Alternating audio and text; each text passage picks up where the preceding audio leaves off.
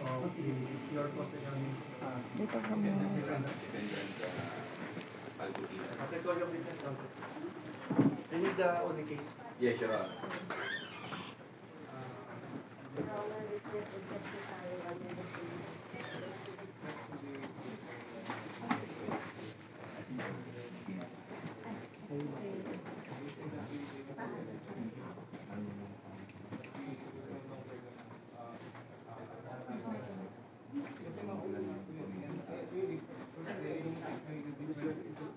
You will be testifying under the same oath. Okay. You may sit down now.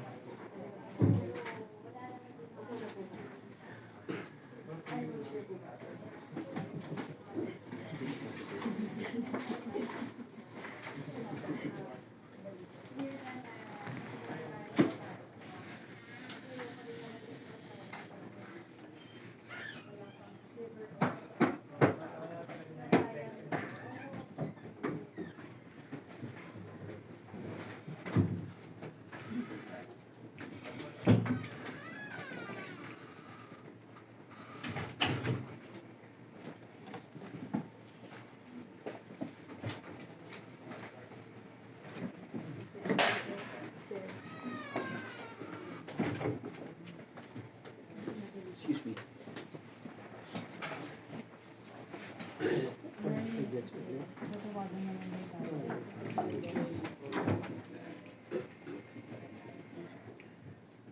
You have identified in your direct examination judicial affidavit. If the said judicial affidavit will be shown to you, will you be able to identify the same and attest to the truthfulness of the said judicial affidavit? Your Honor, may I confront the witness with the We are calling negative.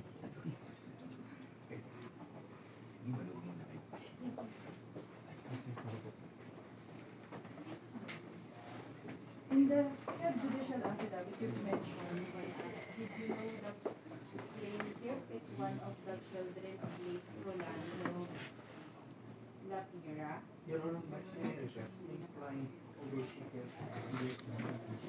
she's not really that maybe the person like that. In the said judicial affidavit that you identified, you've mentioned when asked, did you know the plaintiff is also one of the children of late Rolando Lapira? Kilala niyo daw po ba na yung isa sa mga plaintiff sa kaso na to ay anak ni Rolando Lapira? And in that judicial affidavit, you've mentioned that you have no way of knowing since absolutely no information about the plaintiff was given to you by Miriam Lapira, correct?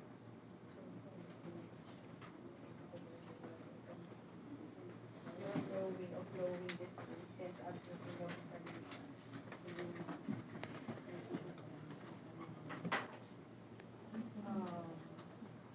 Wala siyang way para mag-check kasi hindi daw sinabi sa amin na nagpapalabas ng judicial affidavit. Wala daw po kayong paraan para mapatunayan na sila na niyo daw po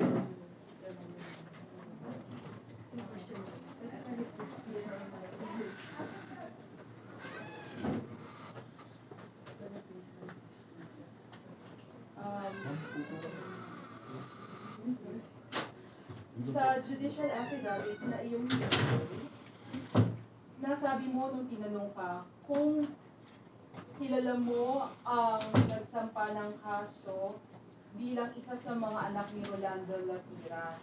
Sa judicial affidavit na iyong in-identify o tinukoy, sinabi mo na wala kang way para malaman dahil walang impormasyong binigay sa iyo si Miriam Lapira, correct? Bukod sa judicial affidavit,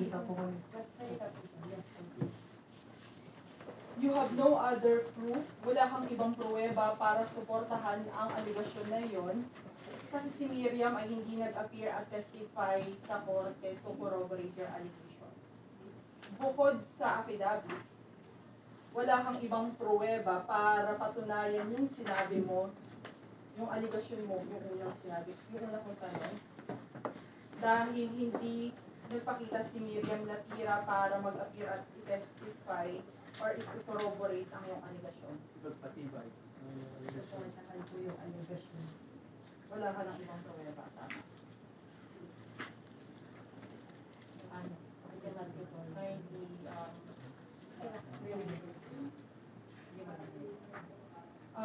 hindi mo din po na-check o inimbestigahan dahil sinabi mo sa judicial affidavit na yung na-identify na binisita mo ang property nung time na binili mo din yun, tama? Sasabitin mo lang po.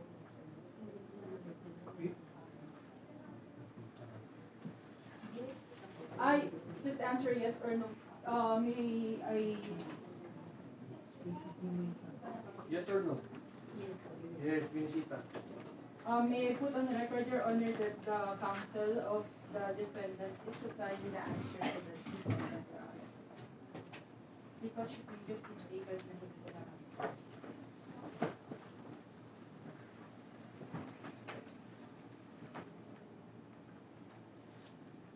You've mentioned that you've changed your answer. Binago mo ang iyong sagot at hindi mo na ma-recall, sinabi mo na binisita ka. Meron ka bang pruweba, video, picture, na tumutukoy na binisita mo? Actually, di po mo binigyan. Yes or no? Yes or no? Yes or no? Wala. Kindly answer. Wala po. No po. Hindi mo rin chinek o inimbestigahan kung mayroong pang ibang tagapagmana si Rolando dahil kung mayroong bang tagapagmana si Rolando nung time na binili mo.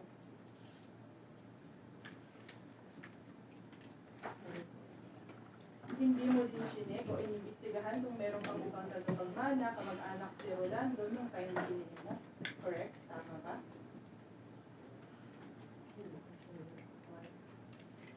Inimbestigahan. Just answer yes or no. Kung meron pang ibang anak si Rolando, kasi nung pumunta ka doon, hindi yung mismong araw na pag-ibig. Yes or no? Dahil answer you.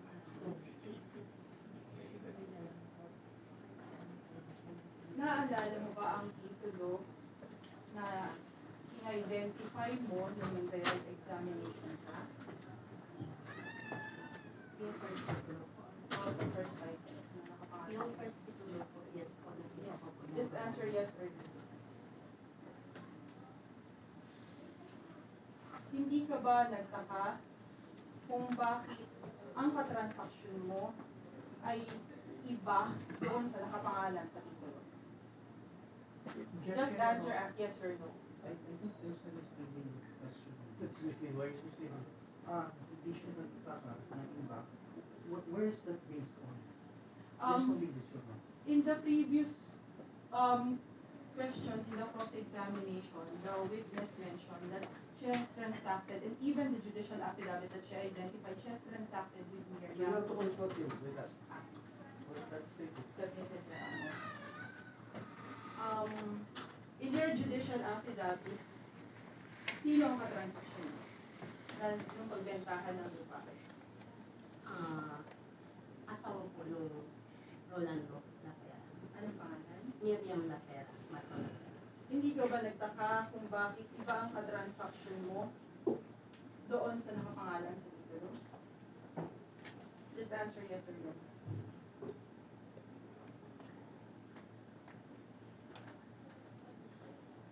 I think Just answer yes or no. Your Honor, the witness is being asked if she wondered. Now, what is the basis why she would wonder that the name of Miriam Lapira is also being invited? Your Honor, the So there question, is no reason for... Your Honor, the for this wonder. question was raised, Your Honor, in order to It's just a refer. simple, it requires also a simple answer. Nagtaka po ba kayo o hindi? Kung siya pa talaga si Teresita, hindi siya dapat magtaka. Miriam po. Miriam. Yung asawa ko po. Oh, so, Yun po yung Nagtaka ka ba? Nagtaka ka ba? Kasi inuunti-unti ko po yung mga tanong, Your Honor, kasi madalas po ang sagot ng witness ay hindi po niya alam. Kaya paunti-unti lang po ang pagtatanong. Hindi ka ba nagtaka kung bakit iba ang transaction mo doon sa taong nakapangalan doon sa title? Kasi na-explain naman niya Just asawa answer niya. yes or no. Nagtaka po pa kayo o hindi, ma'am? Hindi naman Oo po or kasi. hindi. Just answer yes or no. Hindi na raw yun.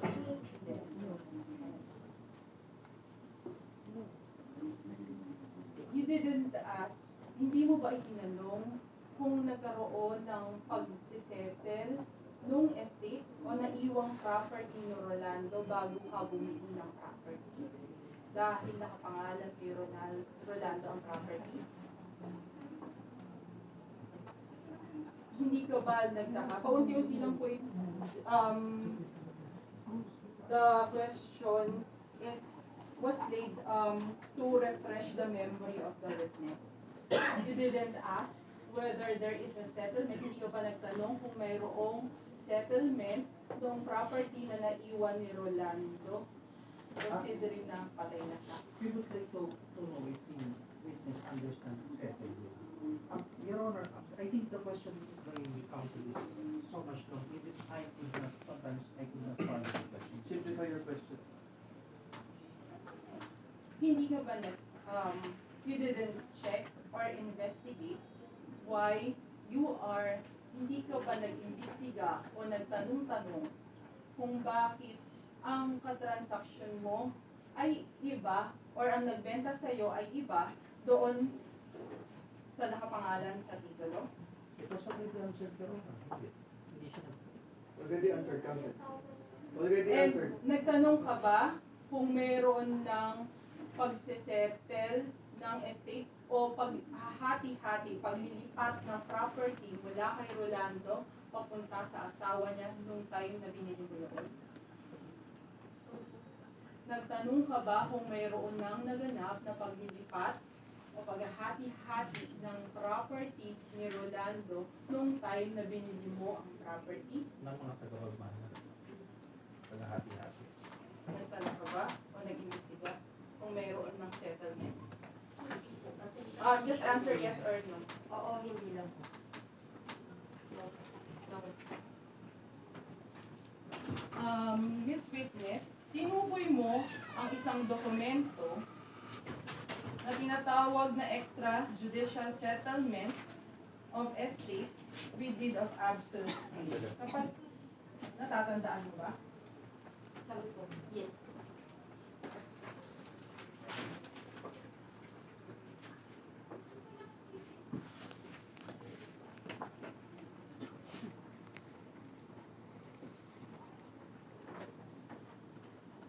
Really, we're allocating time for you to discuss now.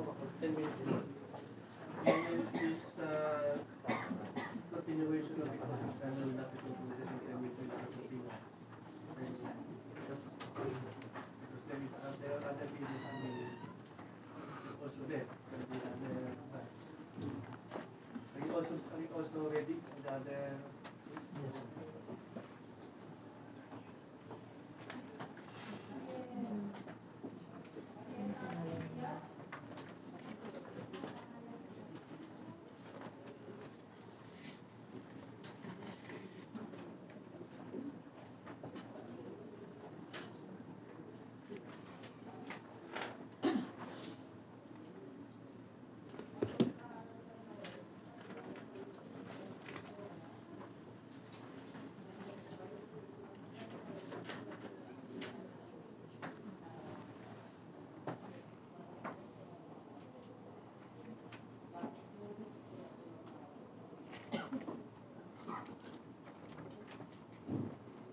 Is she a lone witness for the defense?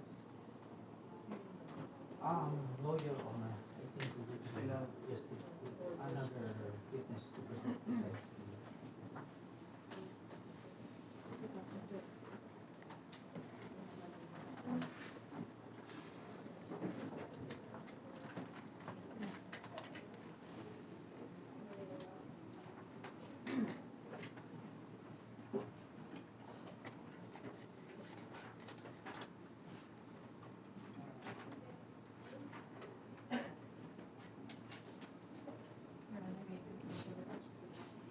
Naalala mo ba ito?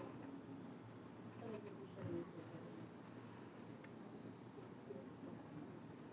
Yes. Ito ba ang sinasabi mo dokumento na napapatunay na nagpupuntahan? Yes. Kailan nyo in-execute ang dokumento na ito? Kung natatandaan niyo po. Kung natatandaan nyo. Kailan nyo daw po ginawa yung dokumento? Sorry, hindi po ako gumawa ko yung mother niya. Tinatira po. Just answer yes or no. No.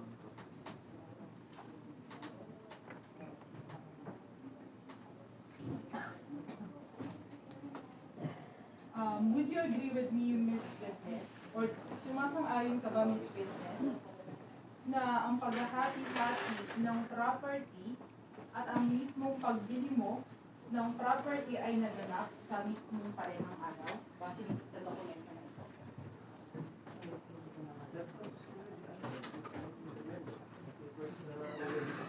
Wala bang witness nung pinirmahan nyo itong dokumento na ito?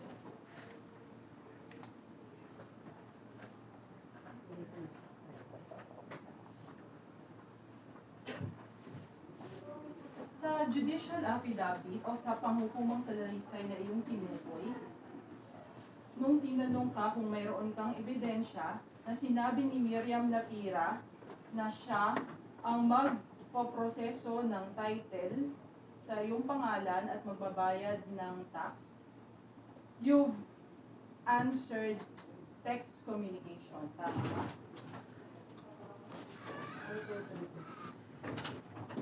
Sumagot daw po kayo through text.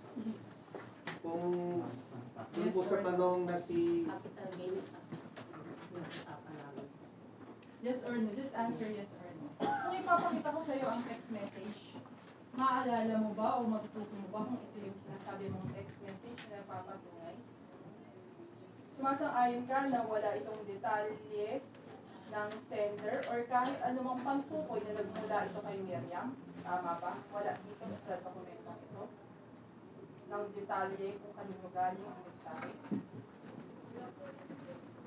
Yes or no? Base dito sa pagkakitan. Walang detalye dito kung kanino nang galing ang mensahe. Tama? Just answer yes.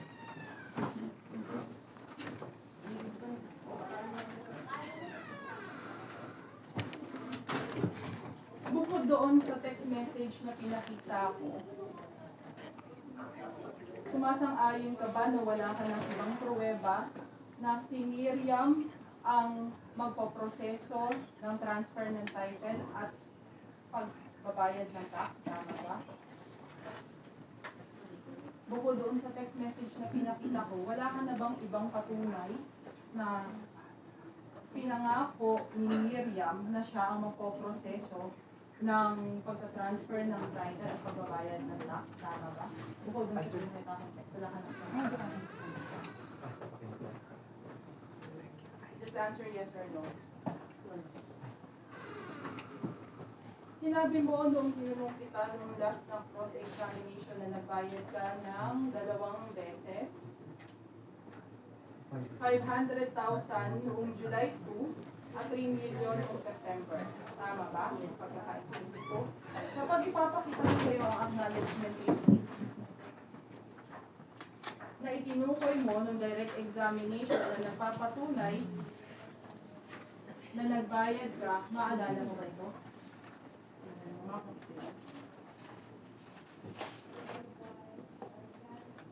yes po, ito yung kaibigan.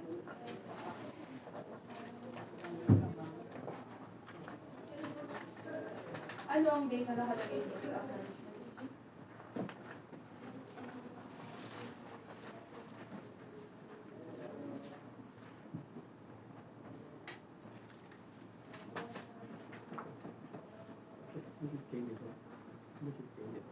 Ito, July. Pasahin mo. July, anong taon?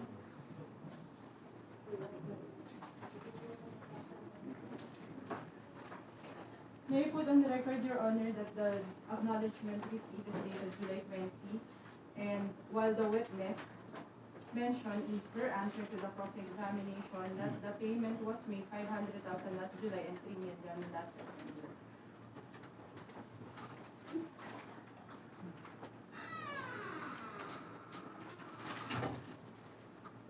Pagkatapos mong magbayad, hinintay mo na lang ang kopya ng titulo, tama ba? Yes. Wala ka ng ibang ginawang pag-check ng dokumento na ginamit sa pagta-transfer ng title, tama ba? Yes. Hindi mo na rin chinek kung nabayaran ba ang taxes patungkol sa pagbili mo ng property, tama ba? Hindi mo na rin chinek kung nabayaran ba ang applicable taxes doon sa pagbili mo ng property, tama ba? Nag-rely ka lang doon sa sinasabi mong text message na ni Miriam na sinasangkapan na si Dari sa pagpaproseso ng pagka-transfer ng title, tama ba? Just answer na.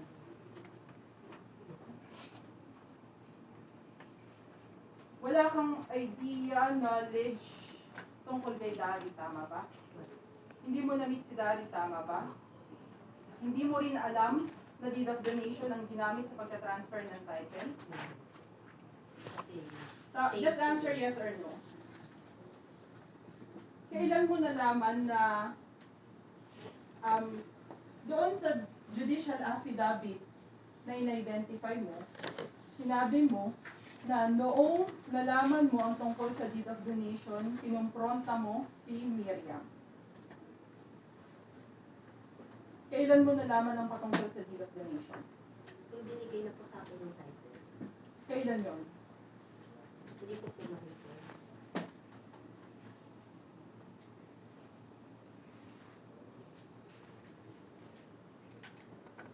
Hindi mo na ma-recall kung kailan binigay sa iyo yun. Yes po yung title. Hindi mo na, tinanggap mo lang basta ang title, wala ka ng kahit anong pag-check na ginawa patungkol dun sa title, tama ba? Nalaman ko lang naman. Just answer yes or no. Sorry po. Wala ka ng ibang ginawang checking, investigation, basta tinanggap mo na lang yung title, tama ba?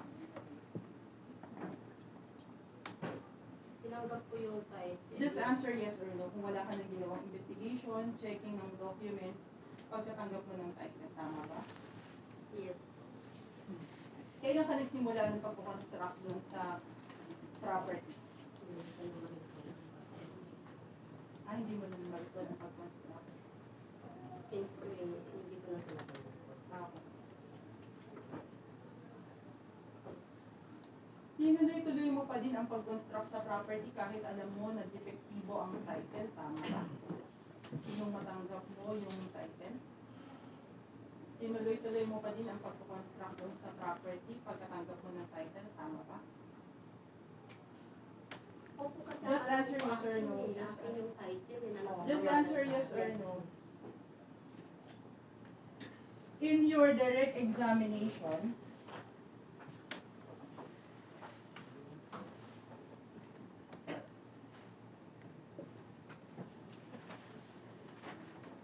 you have identified bill of materials.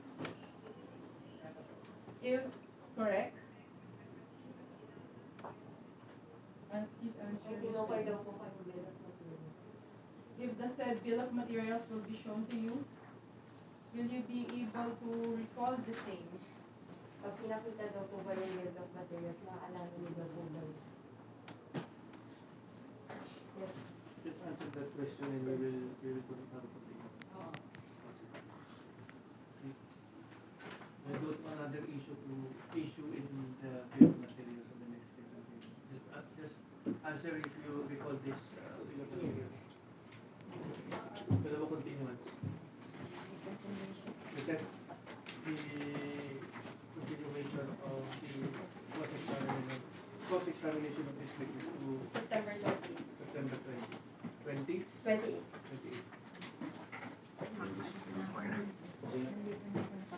Okay po, balik po kayo, ma'am. Excuse. The remaining case, that of the cultural center, Your Honor. Go forward, counsel.